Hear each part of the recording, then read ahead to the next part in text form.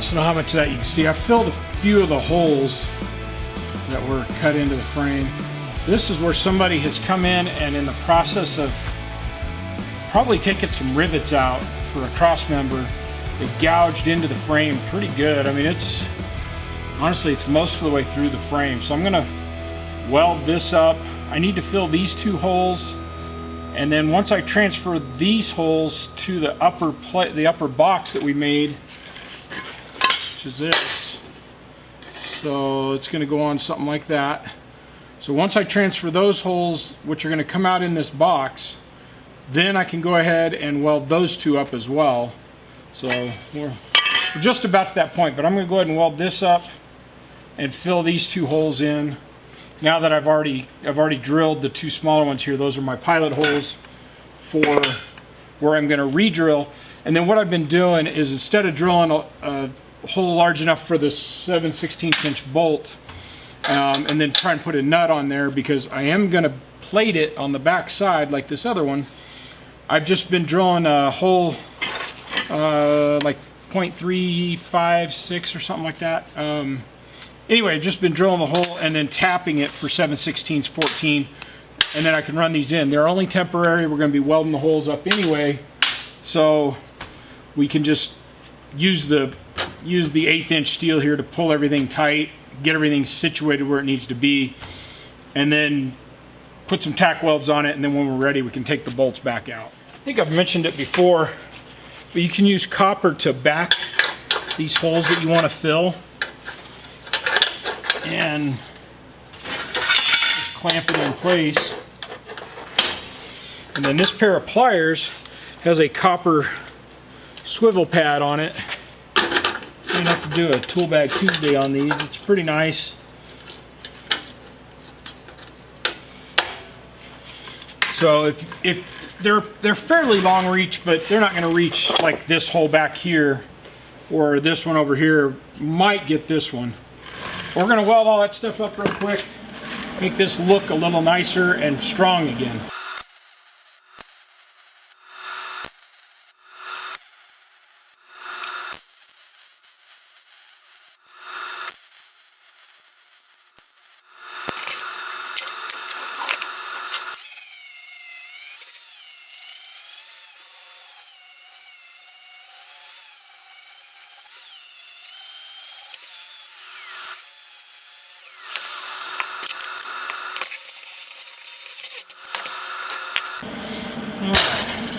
It's not perfect. We could sit here and fill every little nick and nut and cranny until it was completely perfect, but it's all going to be hidden behind that upright.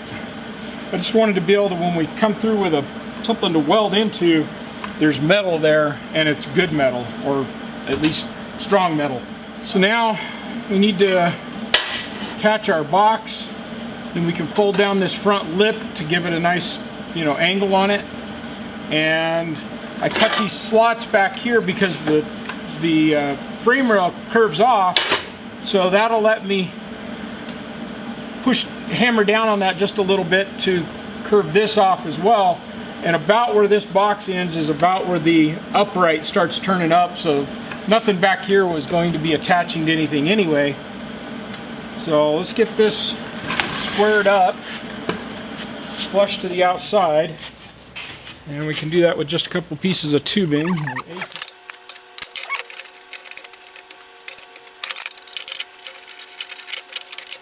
Alright, so now those are tight to the frame, so we can pull this in and we can clamp that down. Alright, the other thing is, I didn't even mention it while I was doing it. You saw me cut down this side, cut this side off, trim down some more, and then I test fitted a bunch of times. The whole reason was to make this tube fit inside the upright.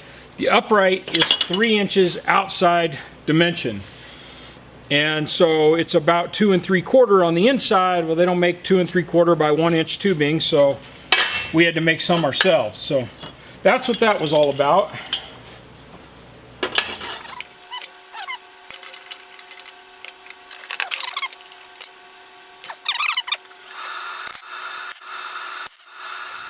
All right, got everything welded up, grinding done to where it's all nice and flush. Put some black primer paint on there, rust reformer. It's the one I like. And let's see, did the same thing on the back over here. Got my box on. That one was pretty quick. You know, you got to make the notch or whatever for that taper on the front, but other than that, it goes pretty darn fast. And then welded that up, ground down the welds to flush. And because you're welding 2 pieces of tubing together, you've got a nice notch in there, so it's real easy to keep your weld below the surface, so it doesn't take very long to grind that off. And then cleaned up the upright again, painted the inside of all of this so that all of that is ready to go together. Before I can go any further, I need to drill these 3 holes out. I already did the back one, but I need to drill these 3 holes out and tap them, and then we can throw this up on there and we have a place to bolt it into. This plate back here is supposed to just be bolted in, and whoever did the work before decided to weld that on, which makes everything a lot harder to get lined up.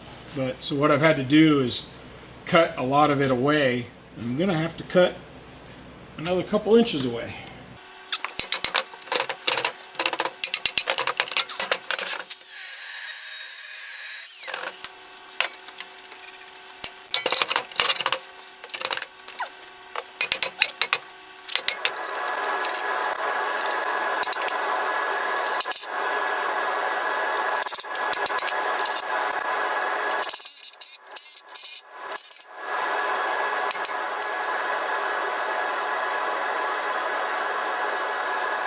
Alright, you can see I've got both uprights in place now, and I bolted them in, and then put some pretty good tack welds around the perimeter.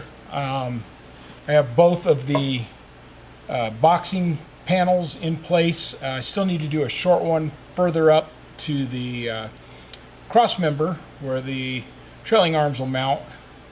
And then I don't know if we're going to go any further than that. It wouldn't be very hard because at that point it's almost a straight run until you get into the front suspension, but we'll see what we want to do there. So I made myself a couple of gussets or fish plates or just whatever you want to call them, but it's just out of cardboard. That was my pattern. It's got a little notch here because that's what the driver's side needed, but otherwise they're basically identical. One problem is though, I could not line up where these bolt holes are that are for this tubular crossmember. So I then made, let me come over there and show you a couple tools. Let's see if we can get that on camera. And basically I just cut the end off a bolt, and I threw it in my lathe and turned the whole end at about a 45-degree angle, maybe a 30-degree angle, until I had a sharp point. And then on the back side, I cut a groove in it so that I could use a flathead screwdriver. Well, on these holes are blind. So I then went over to my bandsaw and I cut little notches on each side of the point so that I could take a pair of pliers or a crescent wrench. And that's what I've been using, is just a crescent wrench, and I could get the crescent wrench on there and screw that into the bolts. And I made 2 of them, and you just screw them in until it's just sticking out a little bit. And then I had already put my plate up there, made sure it fit where I wanted it, and you can kind of see I drew some Sharpie lines on it. I traced it so I'd know where to set it back. Put it back up there with these little points in place, clamped it in, and then I just took a hammer and roughly where I knew those bolt holes were, I hit it pretty hard, and you can see, maybe you can see, there's 2 little divots, and then just take a center punch and make them a little larger. Once you got it where you want them, you can take the bolt finders, the hole finders out. I don't know what you call them. I'm sure somebody makes something like this. And it'd be nice if the points were hardened so that they would not dull, but I mean, how many times am I going to use these, you know? So then this panel goes on here, and I've already painted the inside, but it'll go on here. We'll clamp it in place. First, I need to go over and drill holes for the bolts to go through, and I'm just drilling basically a 9/16 hole to give myself a little wiggle room with where the plate ends up and the bolts going through. So take this over to the drill press, drill these out, and then we'll come back and get this welded in place.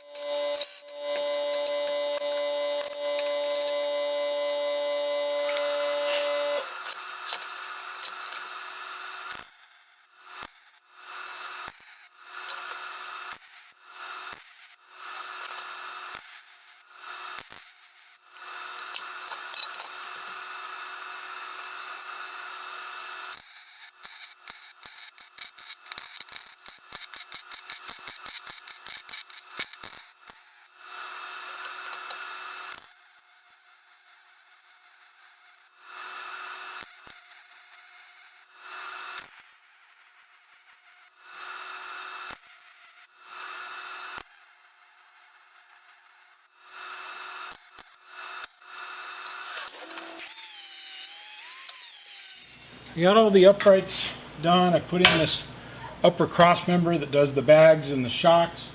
I put in the rear cross member that'll be behind the fuel tank. And then I took about 20 minutes trying to get this, well, getting this cross member in place. And problem is, again, it's a bolt together kit. It's been welded in, and the brackets that this cross member bolts to are not actually flush to the inside of the frame rails, so it's really too tight. And then on top of that, they're not straight, again, because, and I assume it's because this frame was not square when they started. This cross member isn't square either, and so I was able to get it in, but I could only get 3 bolts in. Didn't matter how much more I pried on it and everything else, like there's no way to get that 4th bolt in. And that's fine, because as it is, we've got to take out at least one side, and I really think we're going to end up taking out both sides, getting the spacing we need and getting the frame, the cross member square. It's out about 1/8 of an inch from this side to that side, the passenger side being a little further aft or back. And then, like I said, it's way too tight. I got it in there, but it's forcing it. And the only reason I continued to go ahead and get it in is because I wanted to get the trailing arms in here so that I could set the new axle on the trailing arms and just verify everything is lining up with the center line of our of where the rear axle is supposed to be. The nice thing is, because we're gonna have to move this anyway, if it's off by more than, you know, just enough that we can thread it out of the Johnny joints at the front, then when we're moving the cross member, we'll just get it in place in the proper location. So for now, I'm going to grab the new rear axle. So I took out a 10-bolt axle that was a one-legger.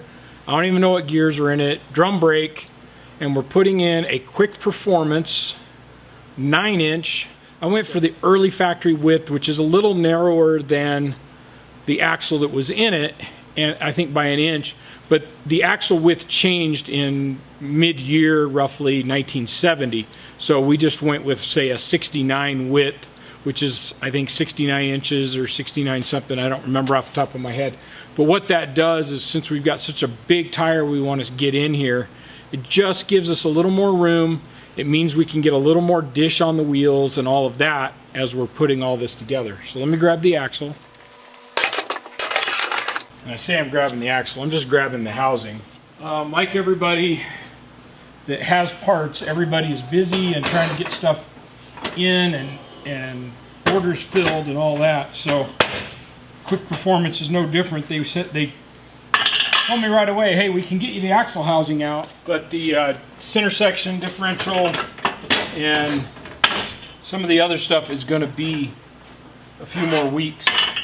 This axle housing is about 1.5 inches too far that way. We've got a little bit of adjustment up here in these saddles.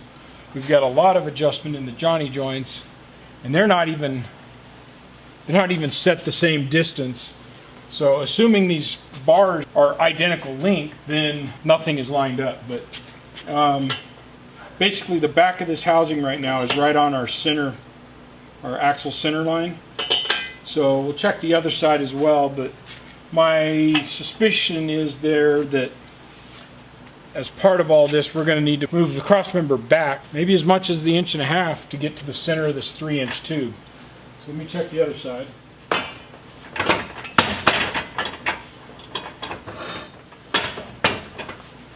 That'll help a little bit. I had the axle too far towards the driver's side. I don't have the parts yet to set up the watch link. I don't have the parts to set up my shock mounts. And I don't have the parts yet to weld on the bag mounts, which are going to go right in here. As all that stuff starts to show up, we'll be able to make some more adjustments. Yeah, see, now I'm about 1/2 inch, and now I'm maybe only 1 inch out. Of course, this arm, the Johnny joint, is out probably an extra 1/4 inch anyway. But let's get some measurements from the axles to the outside of this frame rail. Another time to make sure that if you're using one of these squares, that it is square. And I'll try and put a link up in the top corner up there to how to square your square. I did a video on that quite a while back, and it's a very simple process. But if you don't do that occasionally, we use them, we lay them down, we step on them, we drop them. They don't stay square in all of that. And this one's looks like I've only had to straighten it out once by the number of punches in it, but that kind of thing is important, and you do need to keep up with it occasionally.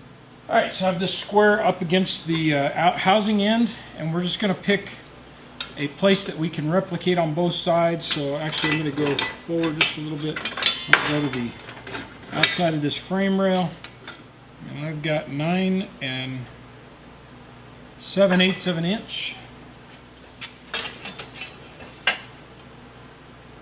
And we're sitting at 9 5/8. Then we were going to take another measurement off of the back of this, about 3/8 of an inch. Back of this housing is about 3 inches past the center line, which means we need to move it back 1 1/8 inches still, which we could probably get out of. Well, no, we can't get that much out of the Johnny joint. We'd be making it unsafe. So we're cutting this cross member loose anyway. That will allow us to move that back 1 1/8 inches on that side. Same measurement here. And it's 1/2 inch right now. But like I said, this Johnny joint is threaded out more than the other side is. So that was how they were trying to square all this up, and it just doesn't work. If you don't start with good square frame, you're just not going to get there. Next up is to cut out that center cross member. Hey, quick Quick Performance, we paid full price. I mean, well, they gave us, I'm a repeat customer, so they gave me some free powder coating on the center section. I have to weld on this housing, so I didn't want it powder coated. We'll do that after we're done, before we put in the bearings and the axles and all that stuff. But so they gave me a little bit of a deal, but and I passed it straight on to the customer. Great people over there. They were really easy to work with. They told me they'd get the axle housing out in I think it was like 2 weeks from the time I ordered it. About 2, and then they shipped it 2-day FedEx. So once it shipped, it was right here, and honestly, it was about 2 weeks for work to when it shipped, and I didn't keep an exact track on it, but and then 2 days, and it was delivered to the front door. So that was really nice. The rest of the parts are supposed to be here. Oh, and I think about 2 more weeks. The salesman that I worked with asked, I was starting to say I wanted certain things, and he's like, "Are you sure you want it that way, or you want this because you're using a Watts link?" And so great service, great people. It's all American made, and of course the internals are high quality. I don't know where they're made, but all of this stuff is fabricated in-house. I was going to be doing a lot of welding on the axle tubes. I told them that, and they're like, "Okay, well, we'll put 1/4-inch tubes in it, and that 1/4-inch wall, so that there's less chance of them warping as we're doing some of our welding." I wanted a jack pad under the axle housing back here, and if you need to jack it up by the axle, you go in, there's a round pad welded to the bottom of the axle housing, and the drain plug's inside there, so you're not damaging your drain plug. You got a great place to pick the thing up. And so anyway, I'll pass all that information on, try and put you some links in the description.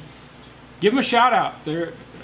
I'm really happy with what I've gotten. This is the second or third axle, I think second axle I've gotten from Quick Performance, and based on the service, they're my go-to from now on. So check them out. You know, because if we don't support all the people, all the companies out there that support us, and this is originally a mom and pop organization up in Ames, Iowa.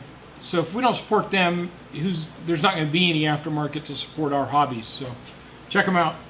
Anyway, that's enough of a plug for that. I'll see you next time on Allison Customs Project Car TV. Thanks again for watching. Please like, subscribe, hit the bell for notifications. See you again soon. Before we go, I decided it might be cool just to raise this up a little bit. See, it comes forward quite a bit on this climb.